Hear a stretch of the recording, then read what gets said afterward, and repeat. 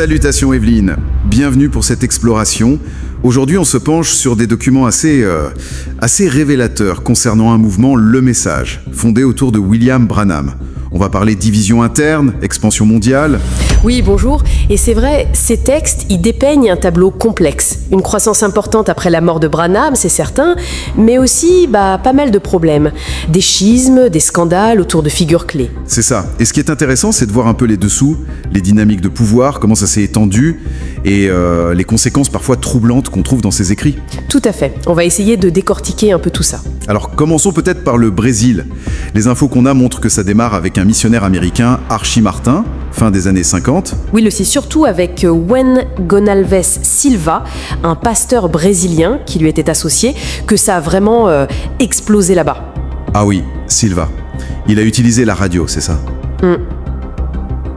Les notes disent qu'il a touché des dizaines de milliers de personnes. Exactement. La radio, c'était puissant. Et puis il y avait la barrière de langue, le portugais. Ça a joué, hein. Le noyau dur aux États-Unis, ils étaient plutôt sur l'anglais, l'espagnol. Donc ça a laissé un champ libre pour Silva, en quelque sorte. C'est ça, une niche. Et les documents suggèrent qu'il contrôlait pas mal l'information, la traduction des écrits, la diffusion en portugais. Le contrôle de l'info. Classique, mais efficace pour asseoir son pouvoir, j'imagine. Ça renforce son influence, son indépendance vis-à-vis des États-Unis. Tout à fait. C'est un levier stratégique. Ça lui a permis de façonner un peu le message à la sauce brésilienne, potentiellement différent de l'original. Mais alors il y a aussi un côté beaucoup plus sombre, malheureusement. Le matériel mentionne des accusations très graves d'agression sexuelle contre Silva. Oui, et ça remonterait assez loin d'après les sources, jusqu'en 1998. Et apparemment, Billy Paul Branham, le fils du fondateur, aurait été mis au courant cette année-là pendant une visite. Et qu'est-ce qui s'est passé ensuite, d'après les textes ? Ce qui est indiqué, c'est qu'après 98, Billy Paul n'est plus jamais retourné au Brésil.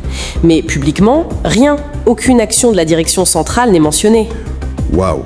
Ce silence présumé, c'est quelque chose qui revient souvent, d'après ce qu'on lit. Oui, face à des accusations graves, ce schéma d'inaction apparente ou de silence, on le retrouve décrit dans plusieurs contextes liés au mouvement. Silva est décédé avant son procès, en 2020. Mais les documents montrent aussi, et c'est pas anodin, des liens politiques. Il y a des photos de lui avec l'ancien président Bolsonaro.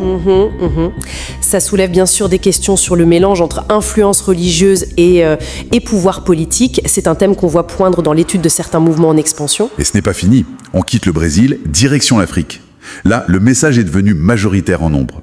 Mais les sources décrivent aussi des situations extrêmes. Oui, au Zimbabwe notamment. L'histoire de Robert Martin Gomba, un leader issu du message, impliqué dans une tentative de coup d'État contre Mugabe. Attends, une tentative de coup d'État ?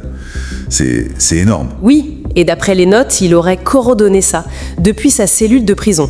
Il purgeait déjà une peine pour crime sexuel. C'est incroyable. Comment il avait un réseau ?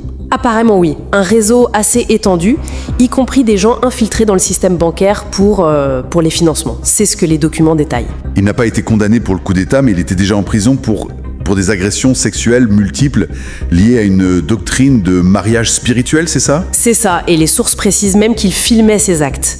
C'est assez glaçant. Encore un leader puissant qui tombe dans des abus très graves et en même temps mêlé à des affaires politiques de très haut niveau. Il est mort en prison lui aussi. Oui, du Covid-19 en 2021. Ces deux exemples, Brésil et Zimbabwe, ils dessinent un tableau quand même assez sombre, non ? Ça semble indiquer des problèmes récurrents. Absolument. Ce que les textes mettent en lumière, c'est un modèle troublant. Une part non négligeable des leaders de la première génération après Branham, ceux qui ont vraiment porté l'expansion mondiale, se retrouvent mêlés à des scandales. Argent, sexe, pouvoir. Et il y a cette tension mentionnée dans les documents autour de l'idée de reconnaître l'arbre à ses fruits. Les fidèles étaient apparemment découragés de trop regarder les actions de leur leader. Exactement. Une sorte de mise à distance critique qui pouvait être encouragée d'après ces lectures. Et ça va même plus loin. Les sources évoquent des liens entre certaines de ces figures et d'autres mouvements, comme la nouvelle réforme apostolique, la NAR, via des gens comme Paul Cain, Neil Frisbee, qui se voyaient un peu comme les successeurs de Branham. Oui, des connexions et des influences croisées qui complexifient encore le paysage. Alors au final, qu'est-ce qu'on retient de tout ça, de cette analyse des documents ? La grande question que ça soulève, c'est est-ce que tous ces problèmes, ces controverses qu'on voit dans différentes branches, ce sont juste des dérapages isolés Ou est-ce que ça reflète des dynamiques, peut-être même des doctrines problématiques dès le départ? C'est une question fondamentale. Oui.